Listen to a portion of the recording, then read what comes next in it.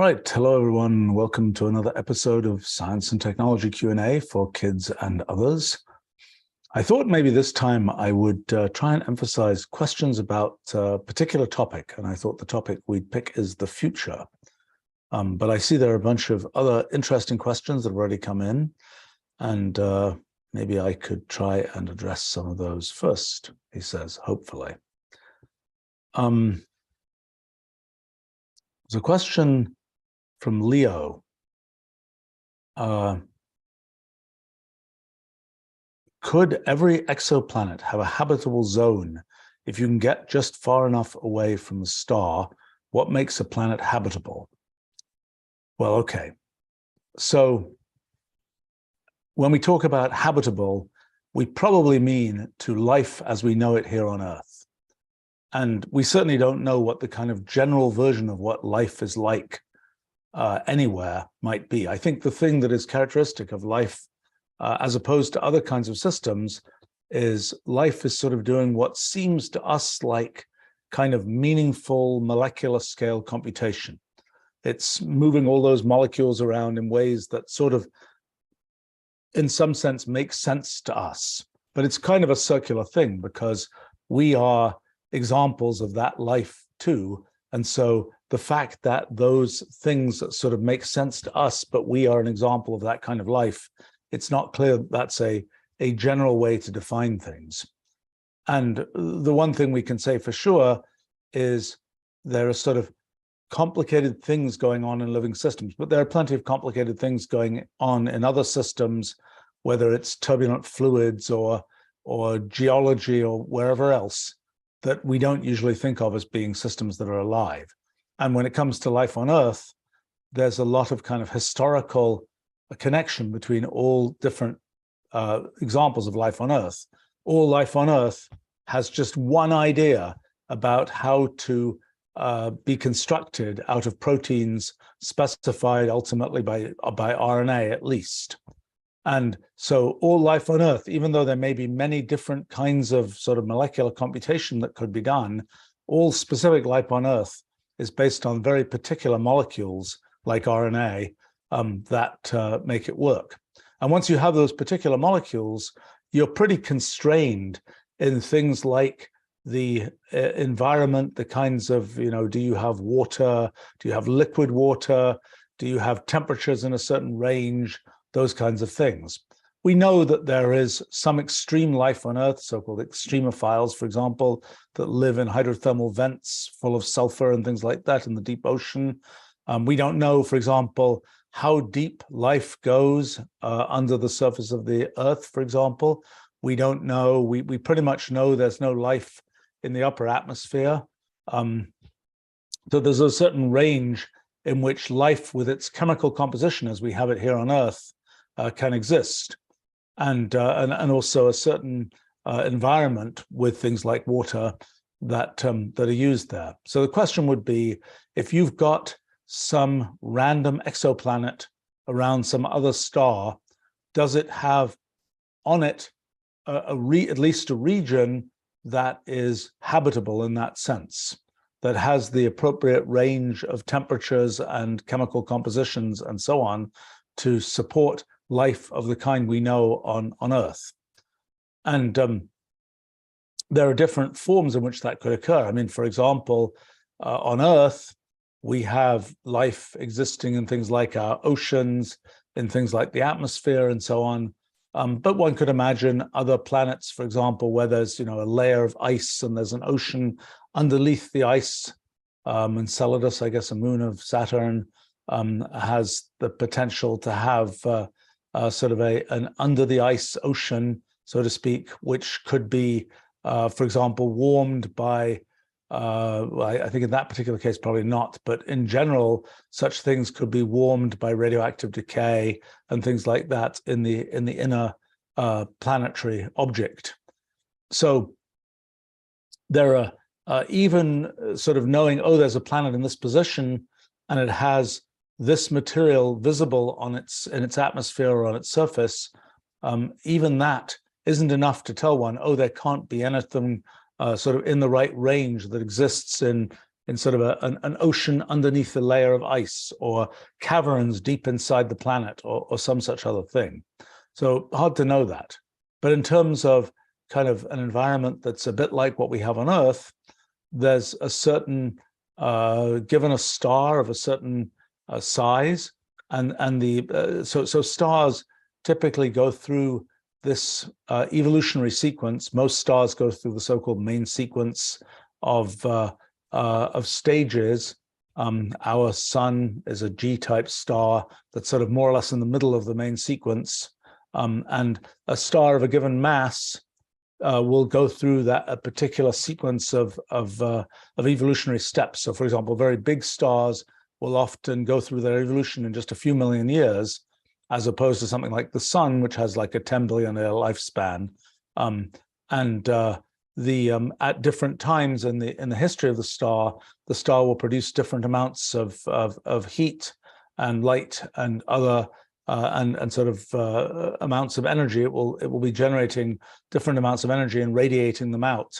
And so a planet would have to be a different distance away to sort of have the same total amount of heat, for example, reaching it as the Earth does from the sun. But for most, I think it's probably true, is it right? I would think so, that for any size of star, that will be a star, and things, you can get stars maybe down to, I don't know, perhaps a tenth the size of the sun, maybe a little bit smaller, I'm not sure. But by the time the thing gets too small, it won't have the sort of gravitational effect necessary to actually sort of push its constituents together to start nuclear fusion and to make it actually act like a star. It'll just be just a cold blob like a big planet instead. So I think it's true that for all things that will make stars, there is a distance away from the star that a planet could be orbiting at which it will have the same amount of radiation of heat, for example, from the star that the Earth has from the sun. So that's one thing. So another thing is that there is certainly an effect. You know, the Earth's axis is tilted 23 degrees relative to the plane on which it orbits the sun, and that's what causes us to have seasons and so on. There are places on the Earth where sort of the surface of the Earth at a particular season is tilted in such a way that it's getting sort of the full heat from the sun, and at another season, that place on the surface of the Earth is kind of at a diagonal away from the sun, and so the amount of heat falling on it in each unit area of that surface is smaller, and so it will be colder then. So you can decrease the amount of heat reaching you from the star by kind of being at an angle, by being sort of at the sort of and for example, if you're at the top and bottom of the planet, so to speak, relative to the star, then the amount of heat reaching you per area on the surface will be lower, because kind of there are all these sort of rays coming from the star, and those rays, each of those rays kind of has to cover a larger area as it sort of grazes across the top of the planet, so to speak. And that means that the amount of heat per unit area, which will determine how hot the surface gets, will be smaller. So you can kind of reduce the amount of energy getting to your planet by being on a part of your planet that is kind of less exposed to the star. Now, obviously, you can do even more than that if the planet is rotating, like every day it's turning around and its different sides are each being exposed to the star. Well, then at least every day you'll have heating from the star, cooling when it's away from the star, and so on. But some planets, particularly ones close to a star, will get locked in place. Like this happens with Mercury, for example. It happens with the moon relative to the Earth, so that only one face of the planet is facing the star at any given time, and the back face of the planet will not get heat directly from the star. And so you'll get this big difference in temperature between the front of the planet, so to speak, facing the star, and the back of the planet not facing the star. And that means, for example, you might have in the terminator, in the kind of the dusk zone, right between where it's kind of continuously day because it's always facing the star, and continuously night because it's always away from the star. In that sort of dusk zone, you might have some reasonable temperatures. By the way, that's why, for example, when Apollo 11 landed on the moon, it landed right around that terminator. And that's why, you know, when you look at pictures of the astronauts from Apollo 11, they have these really long shadows on the ground because it was just dusk for them. And that was done in order to avoid them being too hot or too cold. And so similarly, you can expect to have such a zone for a planet which has been sort of locked in place to have always one face to the sun. You can expect that kind of thing. So I think the conclusion would be that there will, in any given sort of solar system around another star, there will be a distance away from the sun, from that star, that will lead to planets that have sort of reasonable temperatures relative to what they are on Earth. Now, will they also have things like water? There's a certain amount of universality to the kinds of chemical compositions that exist, at least so far as we can tell, in planets of different sizes, but it's not exactly the same. I mean, Venus has a very different environment from Earth, even though it's more or less the same size as Earth. Mars, likewise. Some of those things may be that Mars used to have an environment more like the Earth, but it all sort of got away over the last 5 billion years or whatever. And so there are things like that happen. But that would be my thoughts there. Let's see. There's a question here about from William. Why do we measure sound using decibels? Well, there are actually different ways to measure sound, but the question is, how loud is that sound? Well, the usual, so sound, what is sound? Sound is ultimately vibrations in the air. It's a sequence of compression of the air, expansion of the air, compression of the air, expansion of the air.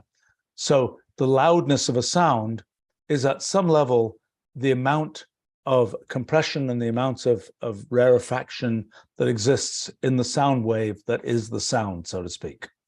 And the variations of density of air, for example, from squashing the molecules together when it's compressed and pulling them apart, where it's rarefied, so to speak, those variations in the density, the number of molecules that are pretty small. But the amount of those variations determines the loudness of the sound.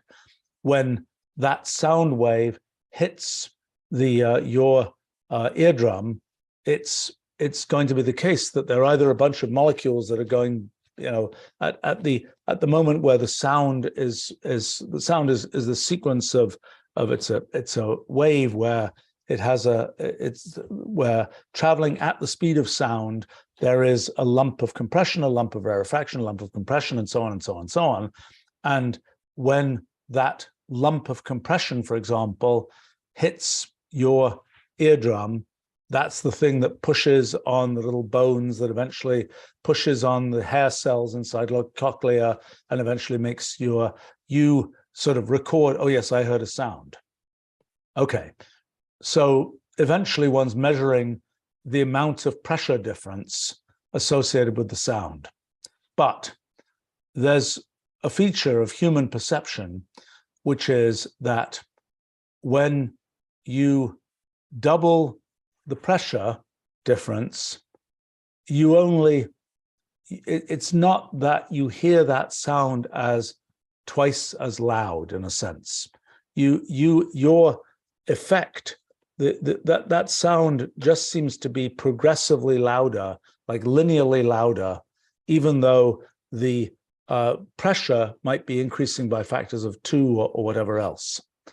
And so the measurement of sound intensity is usually given in decibels, and it's a mechanism that reflects the way that we humans perceive things like sound, that we perceive it on a logarithmic scale. When the sound is twice as loud, we only perceive it as sort of a certain increment louder. And then when it's let's say 4 times as loud, we perceive it as sort of linearly louder than the sound that was half the pressure difference. So decibels are kind of set up to be this logarithmic scale that records, that says move 1 unit when the sound gets twice as loud, let's say. It's a way that's pretty common. Many features of human perception have this feature that even when there's twice the sort of physical intensity, we only perceive it as sort of linearly more. We perceive it as progressively more, sort of a linear amount of effect. The same is true with touch and other senses as well. So the that's kind of why sound gets measured on this logarithmic scale, is because that's how we perceive it. Now you can ask, why do we perceive it that way? And that's an interesting question that has to do with how nerves work and things like that. And I'm not sure I can completely explain why it is that, let me think about this for a second, why our perception is on this kind of logarithmic scale. Not sure that I can really explain that. And I'm not even sure that we really understand why it works that way. I could make some guesses. Let me think. Yeah, I'm not quite sure. There's a variety of sort of laws in experimental psychology that have been known since the 1800s that have this property that they have this kind of logarithmic character to them. But why they're true, I'm not sure. It's a feature of our sort of perception by our brains and by our sensory organs and so on. Now, when it comes to sound, there's all kinds of trickiness, because there are, in addition to decibels, which are the most common to measure of sound, where, I don't remember, speech is perhaps 20 decibels, 30 decibels, something like that. And by the time you've got, the rocket launch, it's 100 decibels. And it doesn't seem like that's that much difference, but that sort of linear difference in decibels is a large factor of difference in actual pressure. And that's just how that scale works. There are other scales. There are things called phons, which are another scale of kind of sound intensity. And one of the tricky things is that the frequency of the sound also affects how loud you will perceive it. So, for example, one of the features is if you increase the frequency. Oh gosh, how does this go? I think that I think it goes like the square of the frequency, if I remember correctly, is the immediately perceived kind of sound intensity. And so there's a question of whether you correct that for that, whether you correct for the perception of sound as a function of frequency. Now, your typical person can only hear up to a certain frequency. So, for example, maybe 15, 20 kilohertz, 15 or 20,000 vibrations per second is kind of, and as one gets older, the frequency to which one can hear goes down. Typically, I'm happy to say mine hasn't gone down too much yet. Touch wood.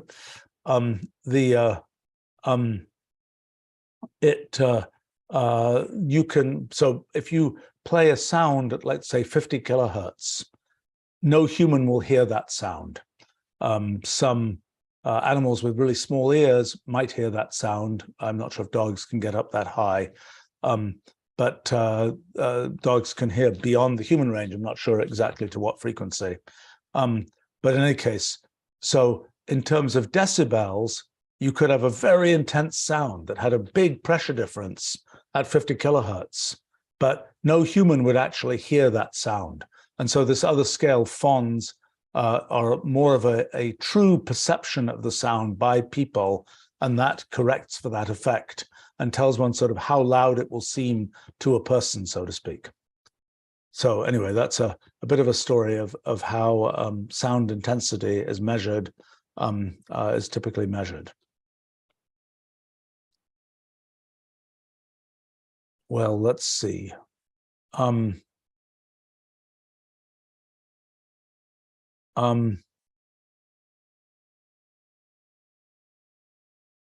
a question from Erin here about what advances in synthetic biology do you think will happen in the short term, long term, very long term?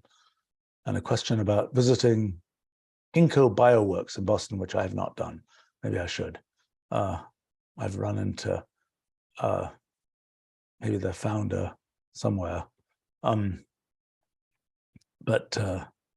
I haven't been doing lab visits for a while. I usually find it interesting to visit certain kinds of labs. I have to say biology labs sometimes that are working on molecular scale things sometimes have a certain kitchen look to them, so to speak. It's just a bunch of things that look like, kitchen appliances. And sort of the most interesting stuff will be things like the liquid handling robots, if they have those. Otherwise, it'll just be, oh, you take this set of, well, not quite test tubes these days, but 96 well plates or something, and you move it from one machine to another. And each machine is kind of this white thing with maybe with a control panel that looks like a typical sort of modern kitchen appliance. And it's not the most exciting kind of visual thing to see. I mean, something like an optics lab, you'll typically see, there'll be an optical table and all those lenses will be out on the table and you can kind of see them because after all, they're supposed to operate by having light go through one lens to another. And so it tends to be a little bit more kind of tourist friendly than your average biology lab. But in any case, synthetic biology. So first, what is synthetic biology? Well, all of the critters of the earth, their characteristics are specified by their genetic material, usually DNA, occasionally for viruses, just RNA. But DNA, for us humans, there are 6 billion of these base pairs, these these different units of collections of atoms that are all stuck together on this backbone. And the thing that specifies how the molecules that make us up, the proteins that make us up, what those proteins should be, they're specified by these sequences of so-called base pairs. Each base is this clump of atoms that's on the backbone of the DNA molecule. So in the case of us humans, we've had, 3 billion years or something of evolution, and we've got, I don't know what it is, 40,000 genes, 40,000 different regions of our DNA that specify proteins that we should make that form the proteins for our skin or our eyes or our brain or whatever else. And that collection of that genetic sequence, that collection of proteins have been determined by biological evolution. And in a sense, that process is there's some random change in a protein, and then you make a whole organism, and then the organism is either more successful or less successful. If it's more successful, then they'll probably have more children, so to speak. And that means that that particular genetic sequence, which will be passed with some probability to the children of that organism, will tend to become more prevalent, more common. And and the organisms that didn't have that change in their genetic sequence will become less common. And so gradually that genetic sequence will start to exist in more and more organisms, and it'll become part of the kind of the thing that gets passed to the future, so to speak.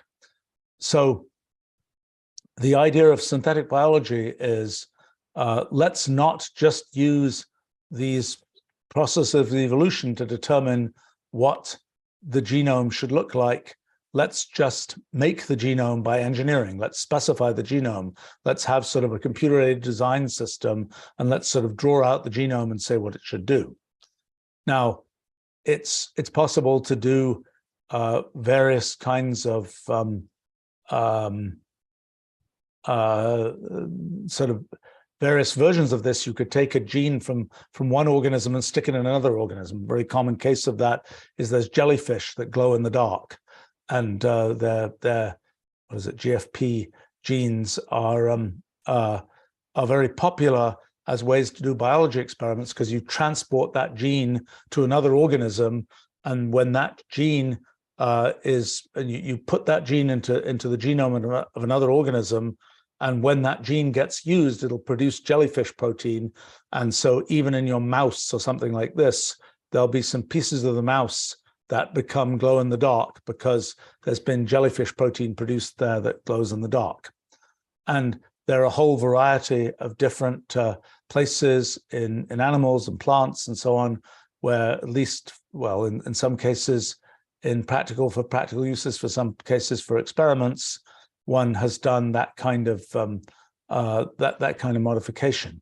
I mean, there are more elaborate things one can do when the organism is sort of alive and well. You can have a retrovirus, which can go and sort of reattach that, can go and kind of put that sequence into the organism. Or in modern times, one can do actual gene editing using this CRISPR-Cas. Well, there are a variety of versions of this now. A thing where essentially you have something. It was kind of taken from I guess from a bacteriophage, from a virus that operates on bacteria. Originally, that was sort of where the idea came from. But in the end, now it becomes just these molecules that can attach themselves to DNA and splice in different pieces of genetic material, but just making sort of small edits to a genome that already exists. But the thing one could imagine doing is, well, let's just make a genome from scratch. People have been interested in sort of what's the minimal genome that will make an organism that can reproduce itself and things like that. I'm not sure what the smallest is right now. It's still pretty big, I think. But you can ask the question, could we just make life forms from scratch? Biological evolution has done a pretty good job inventing a bunch of mechanisms that are used in life, and it's not completely clear that we can do better in the near term, at least with our engineering. But we can sort of imagine kinds of things where we could just sort of say, I want an organism that does this or that, so get me a genome that will produce that organism. It's a little bit like saying, I want a computer program that does this or that. What kind of code should be in the program to make the program do this or that? However, it's trickier than that, because the distance between the underlying specification of that sequence of base pairs on the genome and what the actual molecules do is a much longer distance than what we typically have in computer code that we would write using a kind of computational language or programming language that we would normally use. And in particular, for example, just given the sequence of base pairs, it's even hard to predict what shape the molecule that will be made by making a protein from the units that come from that sequence of base pairs, what shape that molecule will be. This is the problem of protein folding, which at this point, there is reasonable machine learning capability to know kind of what shape of protein you'll get. Now, as one piece of kind of the story of designer things in biology, one can ask, well, let me just make a protein that's a certain shape. Let me make a protein that will attach to this particular kind of system that exists in some other biological organism. Let me make a protein that will be useful for essentially making some technological device, whatever else. It's been pretty hard to do that, but it's getting a little bit easier. And I think even in recent times, just as people talk about having or have systems where you can give a piece of text, say, make a picture of a crocodile dancing on the moon or something, and that picture will be synthesized by a generative AI system by essentially taking pieces from things that the generative AI system has seen on the web that had textual tags that were similar to what one's asking for now. So there'll be some sort of collection of crocodile-like picture elements and some collection of sort of things you do to a picture to make it look like dancing and so on. And this is something that in kind of neural networks succeed in kind of extracting the essence of what are in many millions, billions of pictures and sort of reassembling them in such a way that they can follow some textual prompt that you give. And so the idea is to do the same kind of thing for proteins. You say, I want a protein that is in the shape of a corkscrew, et cetera, et cetera, et cetera. Well, so long as there's been, if you can kind of find existing sort of fragments of protein that sort of contribute to pieces like that, that are known from the proteins whose structure has actually been analyzed, and then you can make use of the fact that one knows from the given, from the underlying kind of sequence for the protein, what shape it will take on.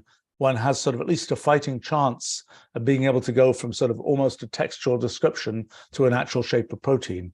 And that's kind of a way that one can imagine building sort of at a molecular scale, things that have particular shapes. Now, you know, what shapes do you need? Well, you need to invent some kind of engineering structure that can operate at a molecular level and where these sort of puzzle pieces will fit together to achieve the thing you want.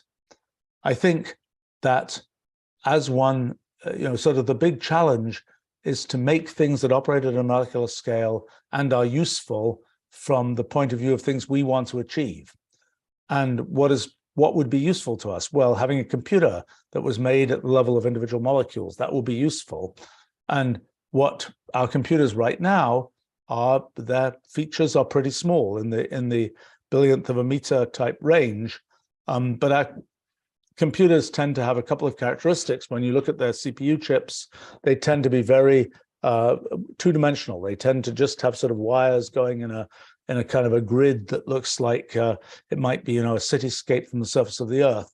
They don't tend to be big three-dimensional structures where there's sort of wires going up and down and so on, as well as sort of just flat on a surface. Similarly, what microprocessors do is they have wires that effectively transport electricity. In biology, there are lots of things that transport not just electrons that make electricity, but, I don't know, protons, various kinds of other atoms, the small molecules, things like that.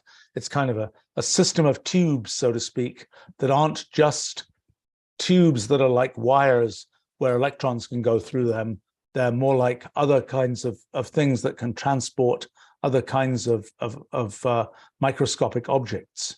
And so that's another thing that one can imagine making a sort of at a molecular scale that is a little bit more biological in character. At least biology is the one example where we've seen that work.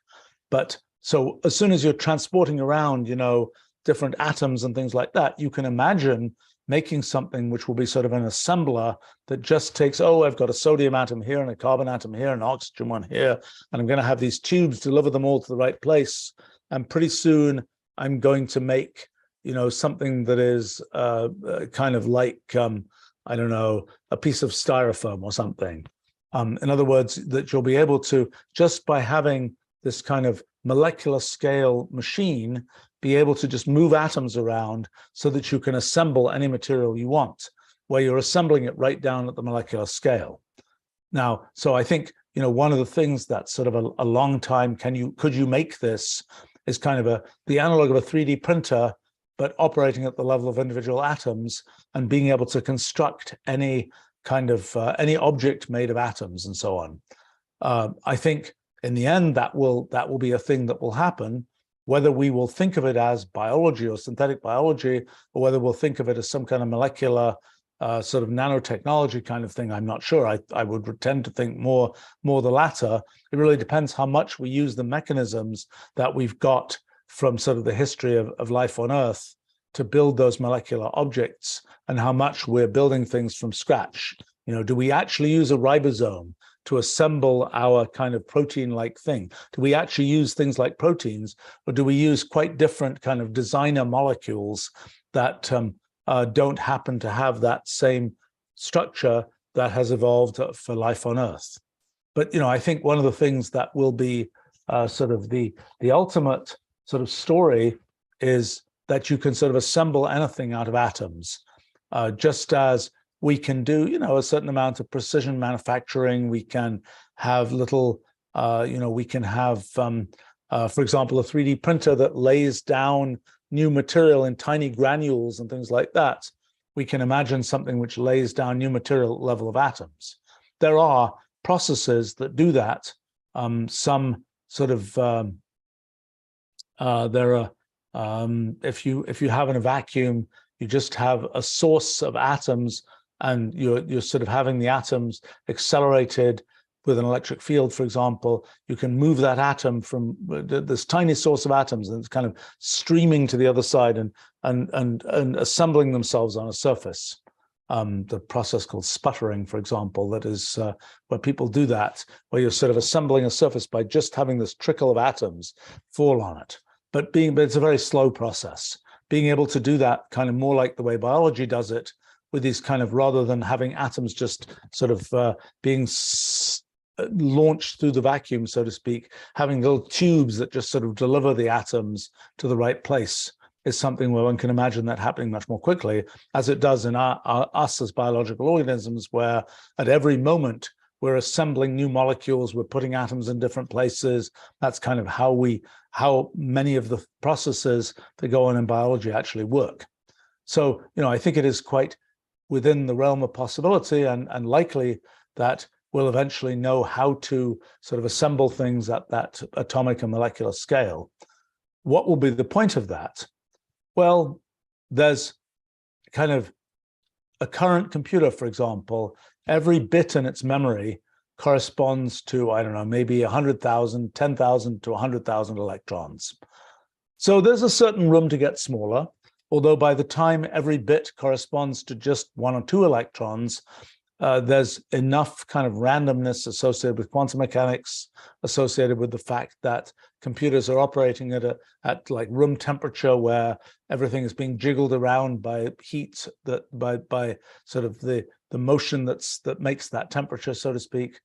So by the time you get down to, it's only 2 electrons storing each bit in memory, it has to be a more elaborate system that involves error correction and all kinds of things like this, because that's just not enough electrons to be sure that they weren't sort of kicked randomly out of where they should be.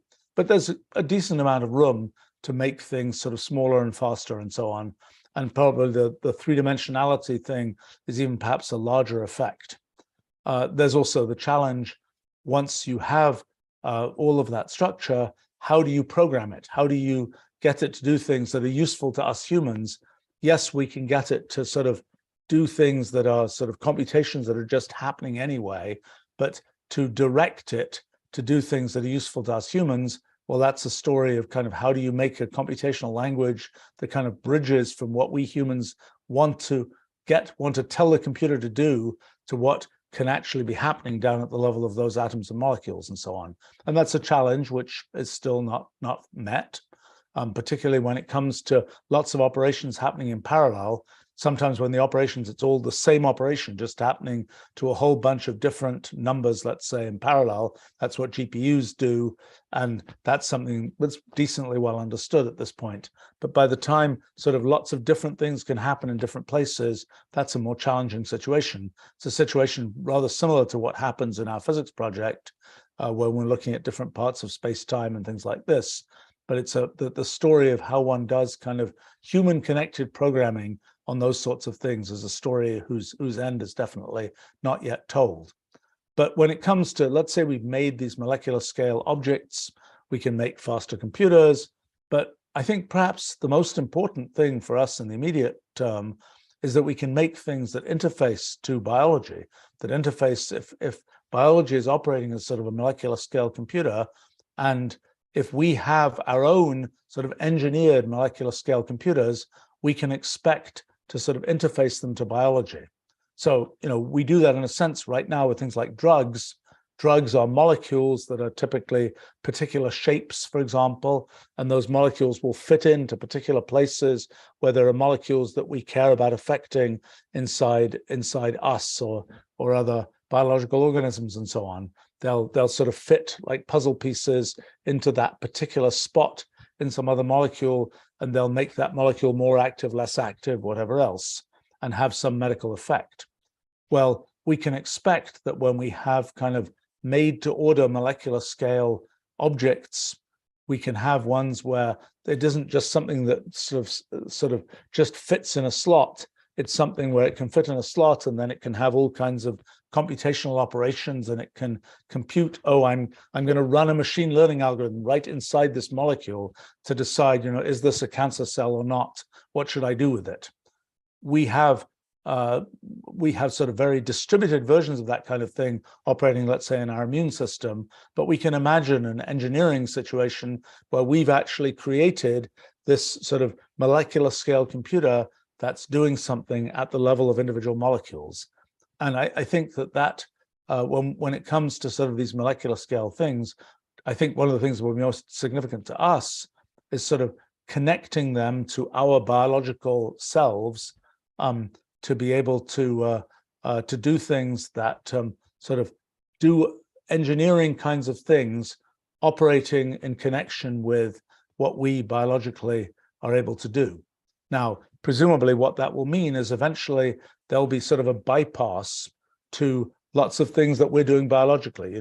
If some particular organ in your body is not working up to snuff, so to speak, then you'll be able to sort of attach this bypass to it that will be its own sort of separate engineered piece of molecular system, and it will be sort of straightforward to go in and attach that bypass. It won't be sort of a surgical thing where you open the patient up and then connect to actual sort of things you can pick up in your hands and do things with. It will be more at the level of individual molecules where you have specified, okay, you've got all these molecules, they're in some little test tube or something. You've programmed all these molecules, and that one is supposed to go here, that one goes here. They assemble themselves in this sort of complicated puzzle setup.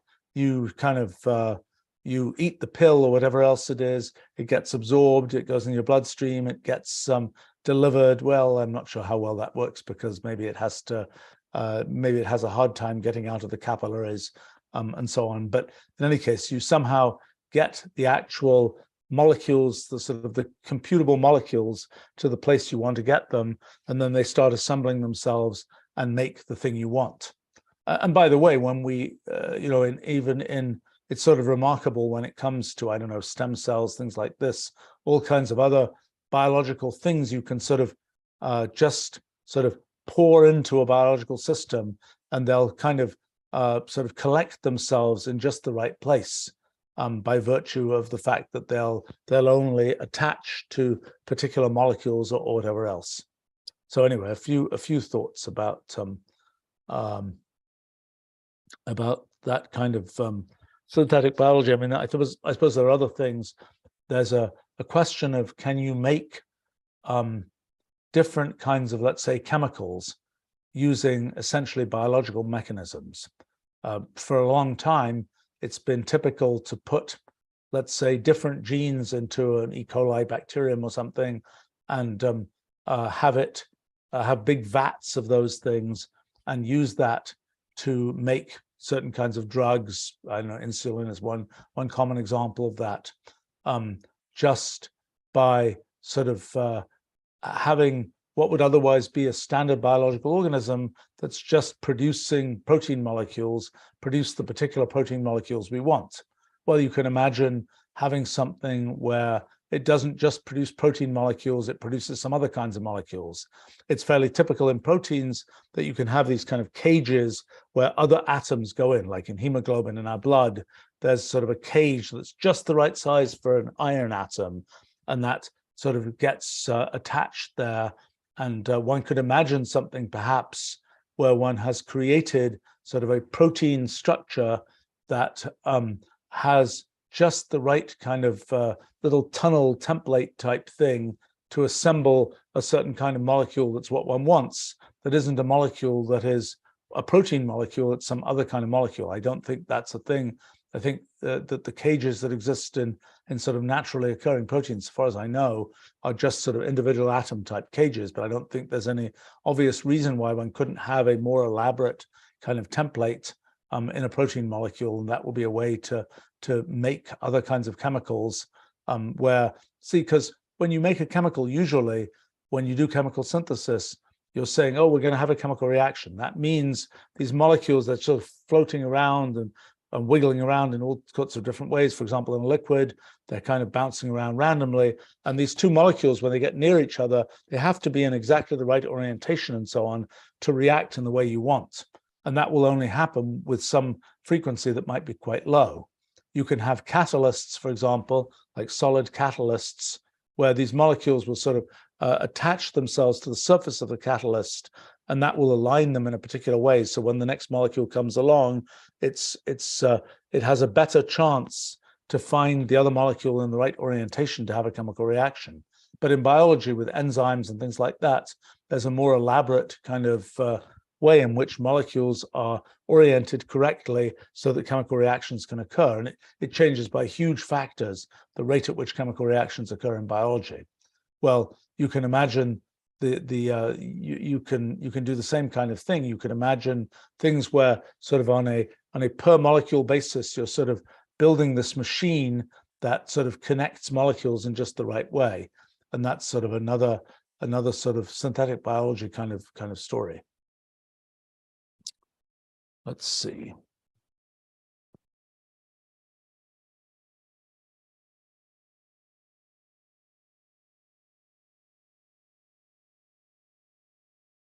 Yes, so Peter is commenting on talking about AI-designed proteins that do biocomputation.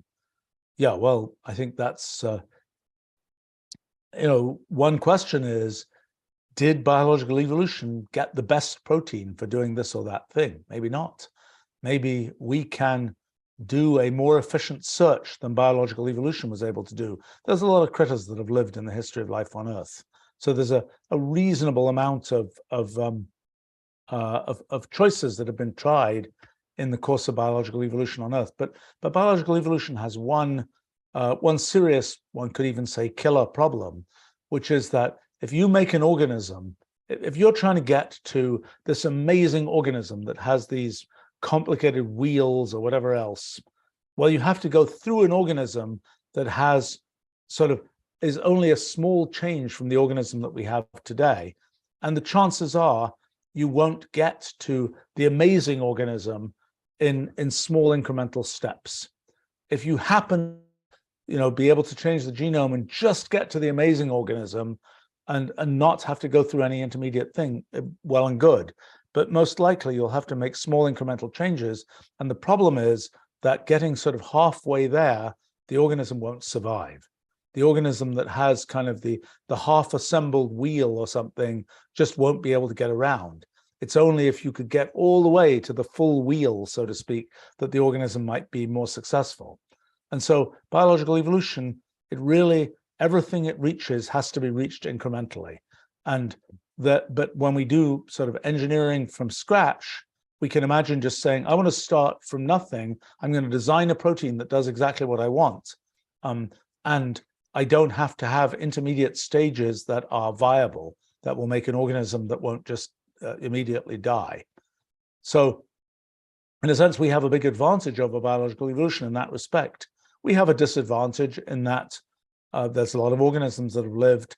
And so there's sort of a big factor of things that have been tried. And it is not, I think it's still, let's think, I think it's like, oh gosh, I worked this out multiple times. Why do I remember? 10 to the 40th organisms maybe have lived. I think that might be right, might be wrong. I'm sure it's in my book, New Kind of Science, but I've forgotten the answer. It's a decently large number of different individual organisms, mostly microorganisms that have lived in the history of life on Earth. But I think the numbers, while that number that I just quoted is vastly bigger than you can achieve in actual operations on a computer today, those numbers will at some point converge, and when we'll be able to sort of simulate, when we'll be able to explore this sort of computational universe of possibilities, at least as efficiently as biology can do it. Without this issue that one has to always have this sort of incremental success that one has to have in biology. So I think it's quite plausible to get to things that biology could never get to, things that are very disconnected from the way that biology is today and are not reachable by incremental change. Let's see. There's a question here.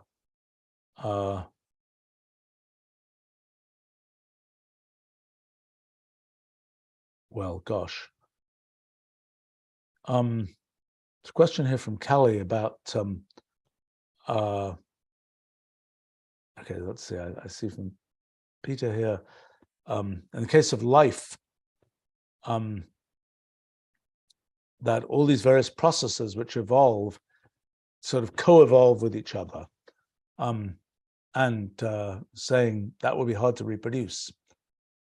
I think there's sort of this question of, could we replace just this one component and leave all the other components the same? Or, for example, maybe there isn't really a way to just replace that component with something more efficient or whatever else. The only way that you can do it is by making changes to sort of what it attaches into. Kind of reminds me of lots of things that come up in things like software design. Can you, you've got this particular part of a, let's say, a user interface you want to change. Oh, well, you can change that part, but then it will no longer fit in that place on the page. And so the container into which it fits has to change. In other words, you can achieve the big objective, but if you make this incremental change to one piece, it won't fit in properly to the other engineering structure that you built. And so, yes, I can imagine that happening in the case of things you're trying to fit into living systems, but I can also imagine it being sort of a plug compatible change to a living system. I'm not sure. My guess is that biological evolution has achieved a lot of very clever things, but that they're not the only ways those things could be achieved, and there may be advantages to other ways of achieving them that weren't ones found by biological evolution. Let's see, Callie here asks, how do I think space travel will change, improve as technology advances? Will it become a regular form of transportation at some time in the future? You know, I always think in terms of technology prediction. Space is one of these awkward cases. If you look back in history, when airplanes first existed 100 years, a bit more than 100 years ago now, people sort of wondered what would they be useful for? And the idea of transporting passengers around was not high on the list.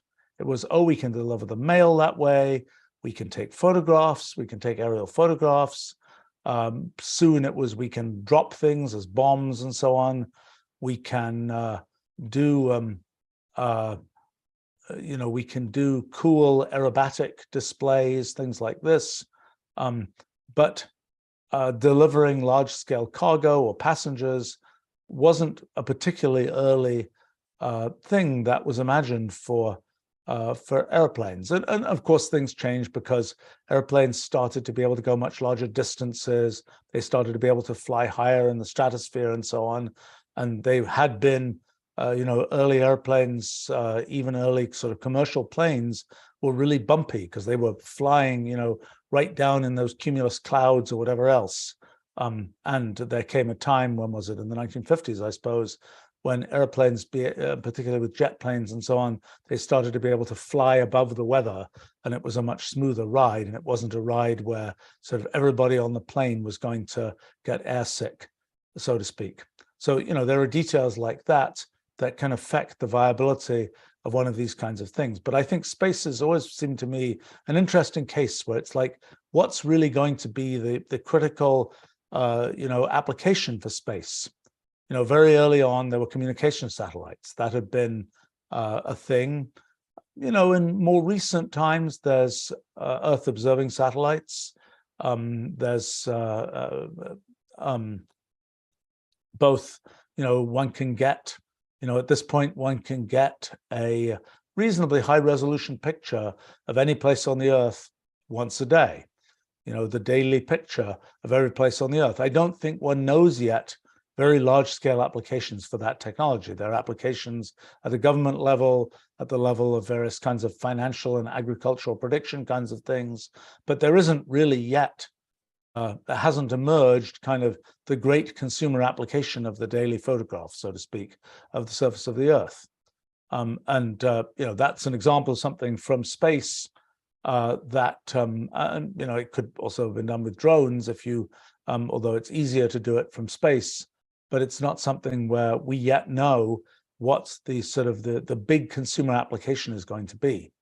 And there are plenty of these things where if you look at the course of technological history, it's sort of unclear how it goes big, so to speak. I mean, before, let's say, web search existed, there were things that would search technical articles, the abstracts of technical articles.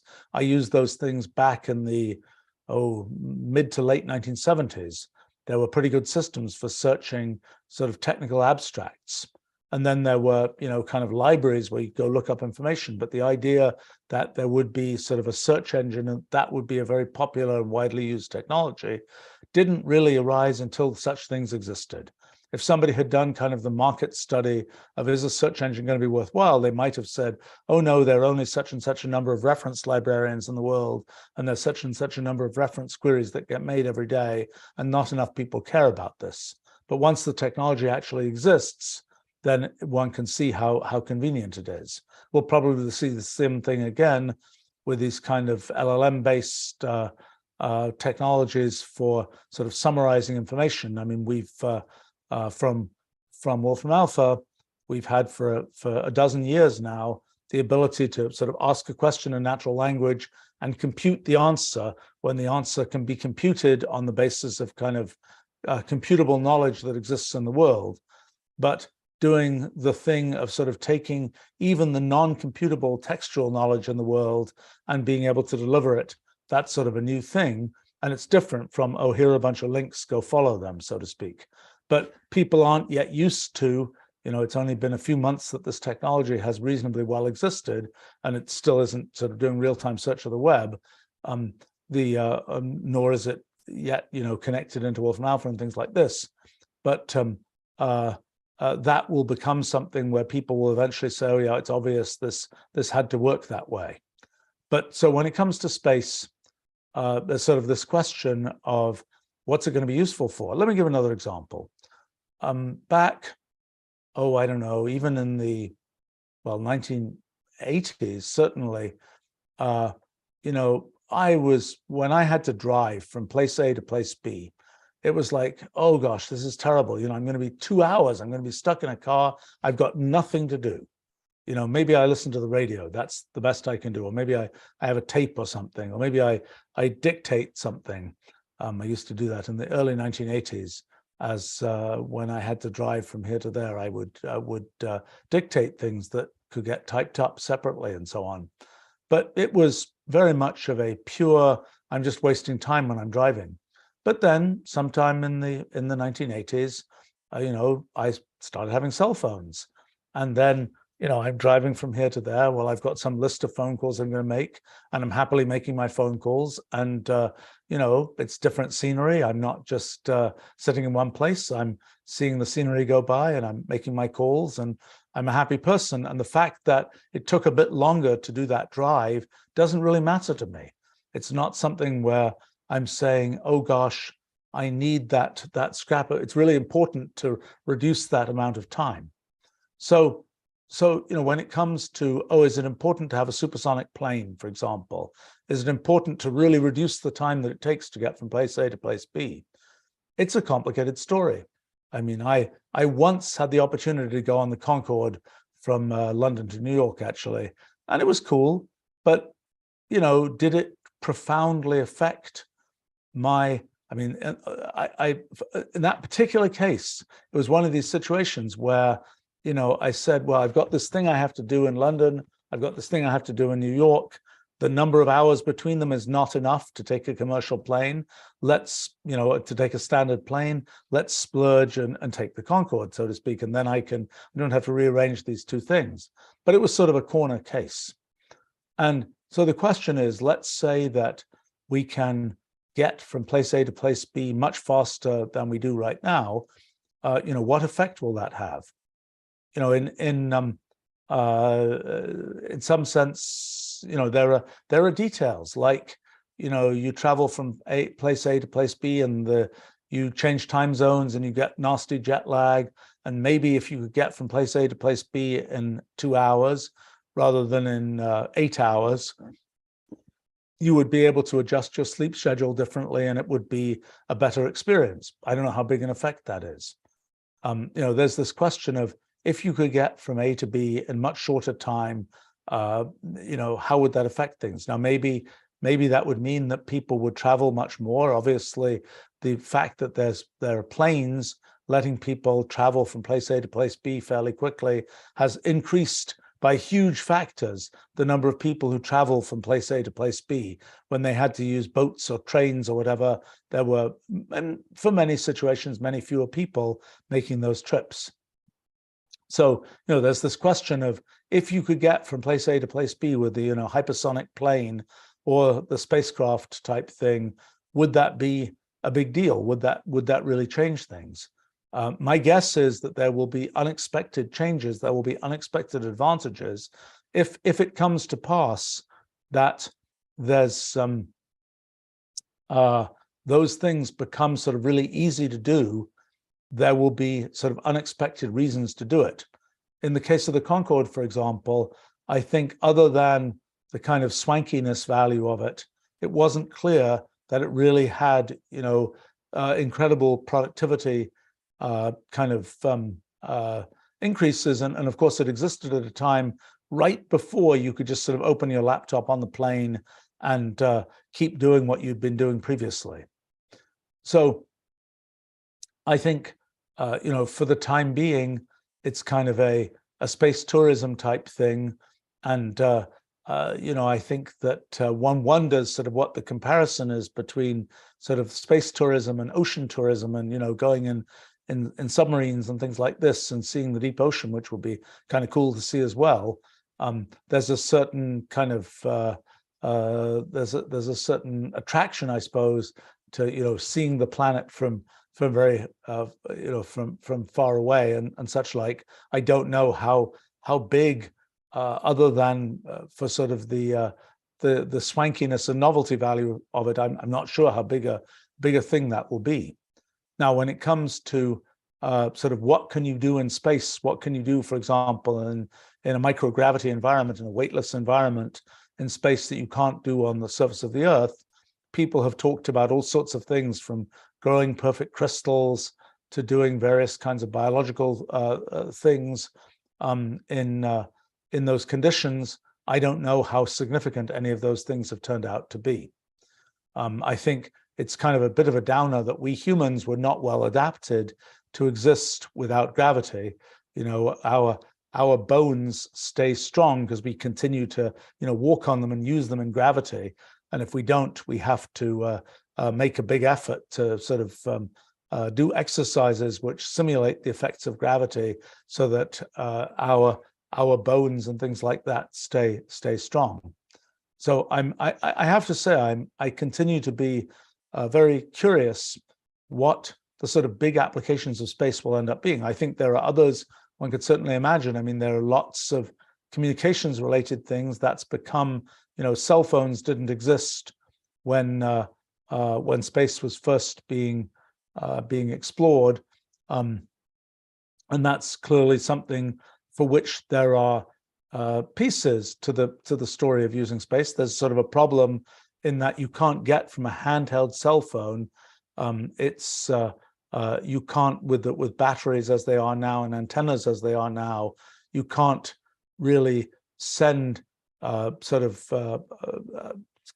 can't have a kind of conversation with a regular cell phone going to a satellite in orbit. You can with a sat phone, but sat phones have big antennas and things like that. It isn't yet possible with a regular, have your iPhone do a phone conversation. You can now start to do texting, which is lower bandwidth and so on, to satellites, but not yet the kind of thing necessary for voice communications. But maybe that isn't important, because things like Starlink have these bigger sort of base stations that communicate with satellites, and then can locally on the ground like a cell phone, communicate with local cell phones. But again, it's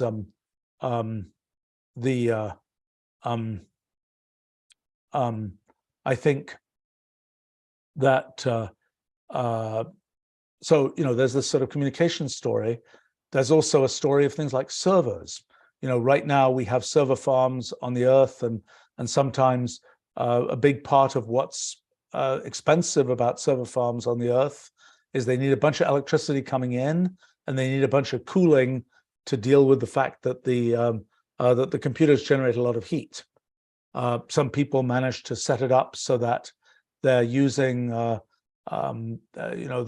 cooling is a bit simpler, and you don't need a big sort of HVAC system and so on. And people put data centers in places where there's a ready source of hydroelectric or geothermal energy or something like this. But still, generally, you need a bunch of electricity to supply a server farm. Well, in space, you unfurl your solar panel, and you've got and the sun is bright, and you've got a bunch of a source of electric power. And also, because space is effectively cold, you have the ability to sort of get rid of the excess heat. And so, there could very well be a strange time in which it is cheaper to basically fly on satellites the things that you have now in server farms on the Earth, that you've got. It's sort of a better story in terms of get the electricity from photovoltaics, from the sun, and dissipate the heat just without explicitly having to do that with HVAC and sort of moving the heat around in by explicitly sort of pushing air in one place or another. So one of the things that could happen is we could see a generation of servers that are in space rather than on Earth, that it might be a better way to do it. What other kinds of things will there be? There's been another one which was a surprise, was GPS. It wasn't obvious that that a space-based navigation system would be a thing that wasn't one of the things that was kind of on the radar when people were talking about space in the 1960s and how space would be used. Communication satellites were understood, but not GPS. That was a thing that sort of came later. There were land terrestrially based navigation beacons, which have now mostly been switched off, I think. But the space-based solution wasn't really one that had arisen. So, there are things like that one can imagine. I'm not sure, this is the thing where when it's something where if we look at computers and we look at what did people think computers would be used for when they were first computers? Well, people said, oh, there'll only be a need for 5 computers in the United States, because they imagine they're doing, calculations for ballistics, they're doing calculations maybe for various kinds of technical calculations and so on. The idea that computers would be used for word processing, or that they'd be used for social media, or that they'd be used for all sorts of other things, those ideas just hadn't arisen and wouldn't arise until computers were powerful enough and cheap enough that those use cases became realistic. Same thing with, one of the at first more bizarre inventions was the cell phone camera, where it's like, really, you can, people say, I'm having a phone, why would I want a camera in my phone? Well, it turned out to be a pretty good idea, because people have their phones in their pockets. It's convenient to have a camera in your pocket, but all the sort of cost curves have to get to the point where the cost of transmitting a photograph through the cellular network goes down low enough, the cost of the memory in the phone, the camera, et cetera, et cetera, et cetera. Everything sort of has to converge to the point where that makes sense. And so, knowing what will happen, and, let's say it was really cheap to put things in orbit around the Earth. Let's say it was really cheap to send things to the moon. What would then happen? Perhaps there is some feature of lunar regolith moon rock that is really convenient. Maybe it has very sharp, on the Earth, sand gets eroded by the atmosphere and by oceans and things, so that pieces of sand are not incredibly sharp. On the moon, the analog of sand is incredibly sharp. Maybe there is some place where it's really useful to have these incredibly sharp pieces of sand. And if you could get, a ton of lunar regolith for a small amount of money, people would be regularly importing that onto the Earth and saying, look, you can use these very sharp pieces of sand for some incredibly worthwhile kind of industrial process or something like this, which nobody would have thought about unless you could get, a ton of lunar regolith for very little money. And it would have been a crazy thing to even consider. And so, there are questions like that.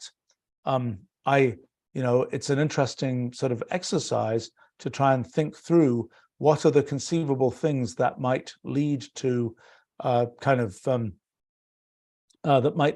might lead to sort of really dramatic uses for space. I mean, when it comes to, let's put a colony on the moon, let's put a colony on Mars.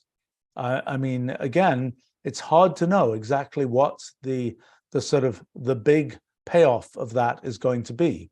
I tend to think the idea of, make the backup civilization on Mars type thing won't play quite as well as one might imagine, because there'll be sufficiently many, it's kind of like, well, it'll all be separate. Well, except it'll still have computers that are connected by network connections.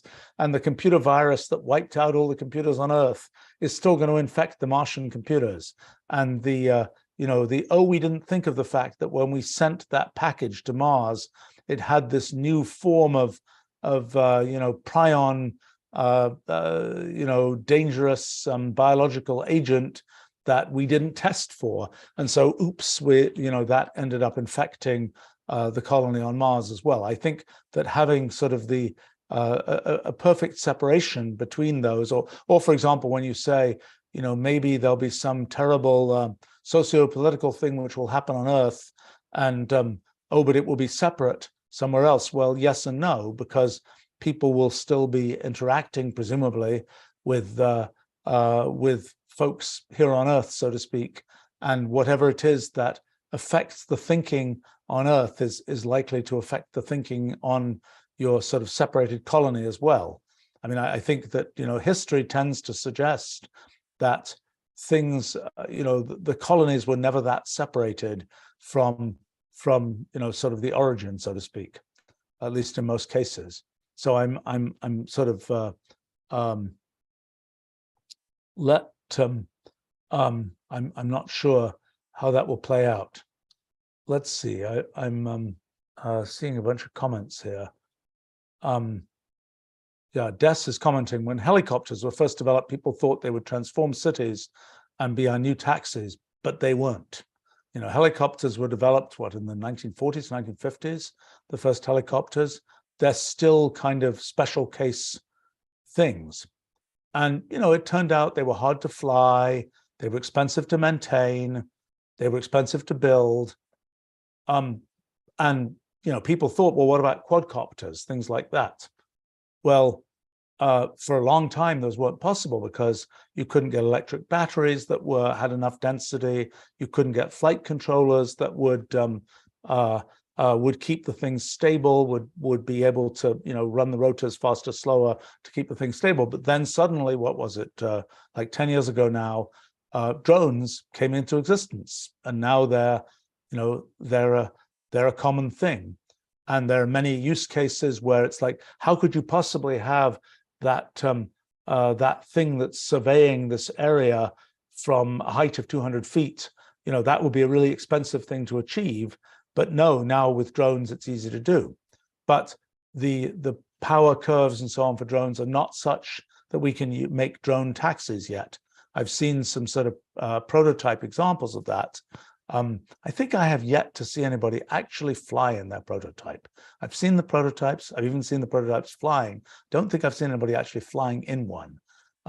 But presumably in time, if battery densities and power densities improve and things like that, there will in fact be drone taxis, so to speak. And if their reliability is good enough and so on, people will routinely start using them. And that will certainly change all kinds of things. I mean, just as the existence of cars made suburbs possible, people didn't all have to be sort of clumped together in the city where transportation was easy, but could be more spread out in the suburbs. By the time there are drone taxis, so to speak, maybe there will be sort of things can spread out even further. People were predicting that back in the 80s, 1980s, and it didn't really happen. The kind of exurb concept you might have thought with the pandemic and lots of geo-distributed work that that would have developed, but it hasn't really developed that I've been able to see. And I think, again, if the drone taxi becomes cheap enough, helicopters, it won't be helicopters, it'll be quadcopters and things like that, and electric ones and so on, may become very, very common and may have lots of effects on kind of the fabric of how things are set up. But yes, it's very hard to predict these things. It's very hard to predict that helicopters wouldn't quite make it. I don't know by what factor they fail, so to speak. But I do know that for example, the complexity of a helicopter and the amount of maintenance it needs and so on tends to make it very expensive.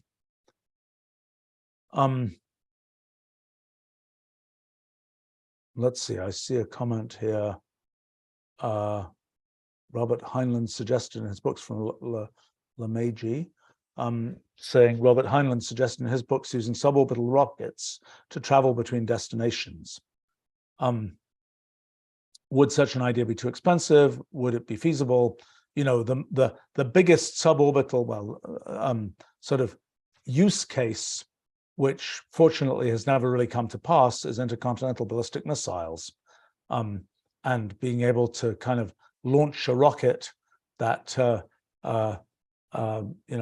goes almost into orbit and then comes down on the other side of the Earth and blows something up. Now, you could imagine if the cost of space travel became low enough that you could do the equivalent of an ICBM, but you could do it for package delivery, for example. And people talk about, well, what about medical deliveries of transplant organs, for example, where it really matters that, they were harvested one place and then an hour later they're on the other side of the Earth. Maybe. I tend to think package delivery is a more immediate thing because of the G-forces involved in the launch and re-entry and so on. But maybe there's a way to avoid that and have the happy passengers there too, not being subject to very high G-forces. I'm not sure. I think it's hard to know just what packages you really need to get delivered that quickly. I would say that for me, for example, I used to get package deliveries of all kinds of packages, stuff every day. I don't really get that anymore. Why not? Well, because it's all electronic. I don't need physical documents. I don't need physical stuff nearly as much. It's much more, I have my universal computer and I'm just loading up software or data onto that computer, and that's transmitted without sort of it's transmitted by electrons, photons, whatever else, but it's not transmitted by moving a physical object from here to there. So it's challenging for me to see what kind of, for example, package delivery where you're delivering it from New York to Singapore or something, what kind of package delivery is really important to happen in half an hour? I'm not sure. I think that I'm not sure whether if it got cheap enough, then all those ships that go ply the Pacific and things like this will you might as well just say, I'm ordering my thing, it's going to get made in some factory on the other side of the Earth. I'll get delivery of it really quickly. I'm skeptical that that's really going to work out, but eventually perhaps it might. I mean, even the delivery of packages from your average Amazon delivery or something, delivering it by drone, that hasn't worked out. I think I saw the very first demo of that that kind of air delivery of Amazon packages, but it wasn't didn't look very impressive actually, the very first demo, and it didn't seem to play out as a thing that's been important. Now maybe there are outlying places. I think there are places in where population densities are low and infrastructure is lacking, where yes, absolutely, drone deliveries make sense, but as a very routine kind of thing, it hasn't happened yet. Let's see, just a couple more comments here. Okay, Doug comments, I think the cost and safety risks associated with space and underwater ocean tourism will keep them from ever becoming commonplace. Things get safer. Commercial air travel has gotten much, much safer.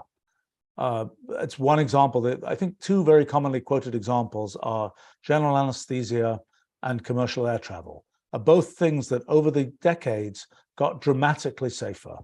And I think people say the number one reason tends to be better sensors, better ability to know, okay, you're flying the plane, some little thing is going wrong.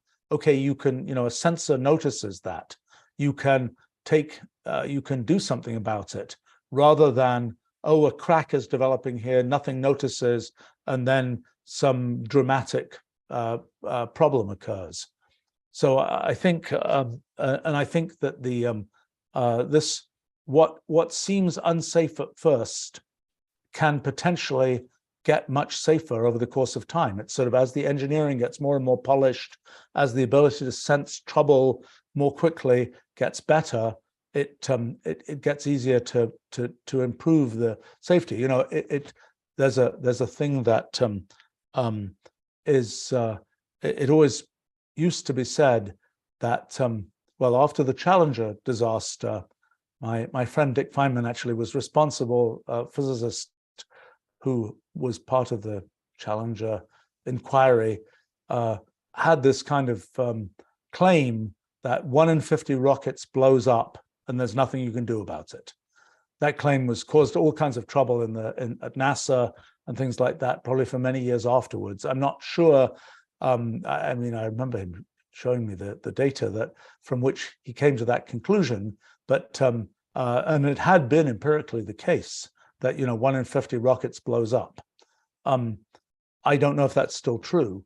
Rockets are really tricky things because you're trying to keep this stuff burning, and you have to keep it right at the point where it's where the material is just combusting and things like this, and you end up with all these complicated tubes and assemblies and so on. But there are plenty of complicated tubes and assemblies and lots of kinds of machinery that end up working in a very smooth way. So I don't know if it's true that if it's true that I don't think it's a constant of nature that 1 in 50 rockets blows up. And it's interesting. I haven't looked at the data on reliability, but I suspect that there's no fundamental reason why one can't make these things safe, so to speak. And there's plenty of situations in which sort of one is in a very is in an environment. I mean, any plane flying at 36,000 feet is in an environment that's incredibly cold, too low a pressure to sustain human life and so on, and yet it's something which has been sort of successfully dealt with. Well, okay, I think I'm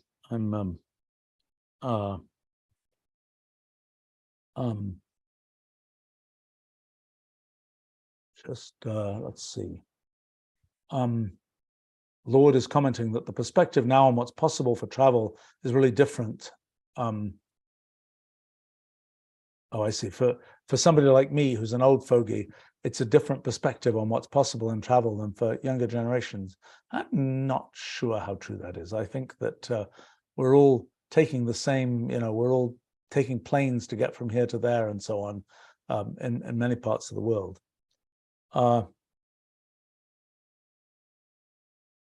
Let's see.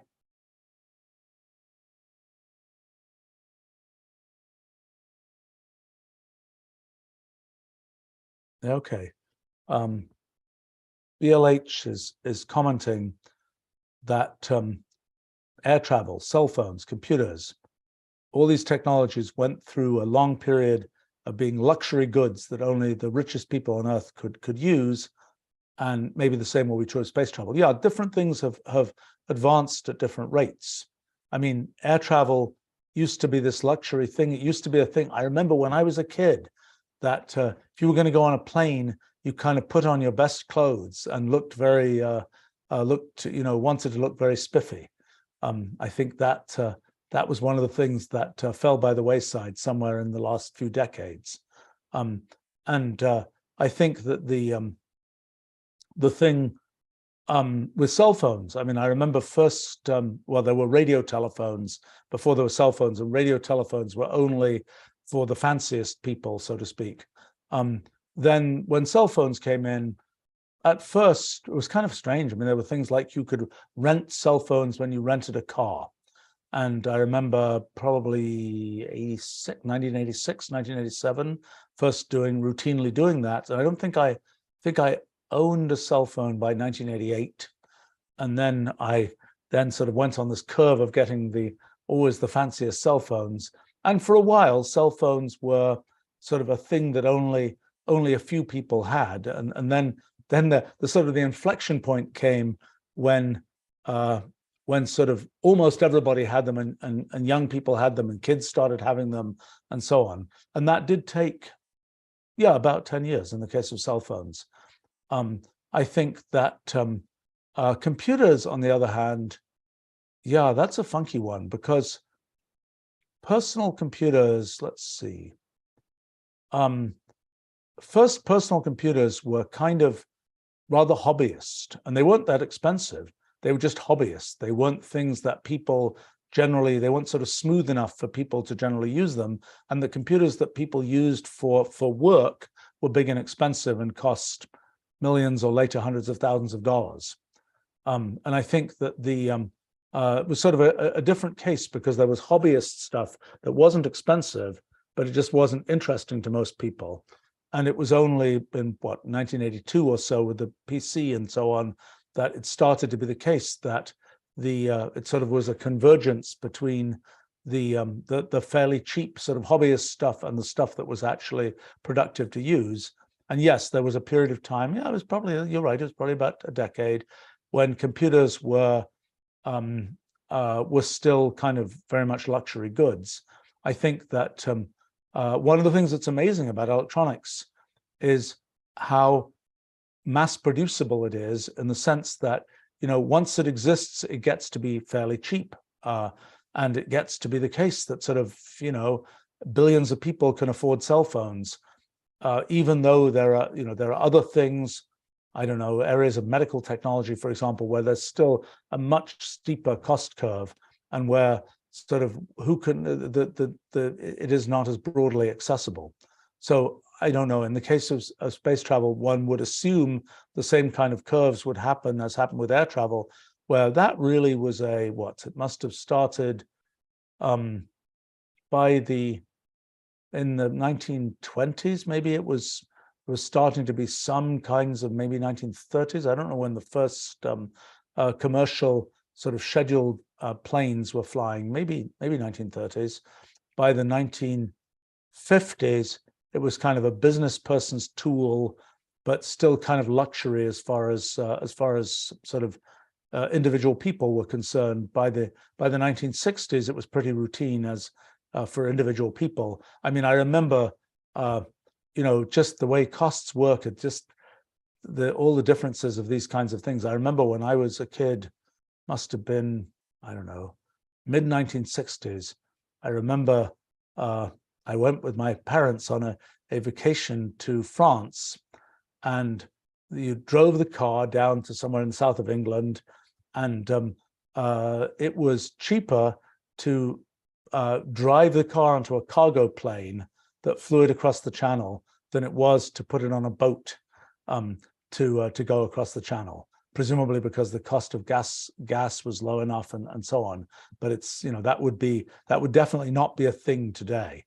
The cost curves have just evolved differently there. But I think this whole question of what, I think in the case of air travel, arguably it's kind of mainstreaming took quite a few decades.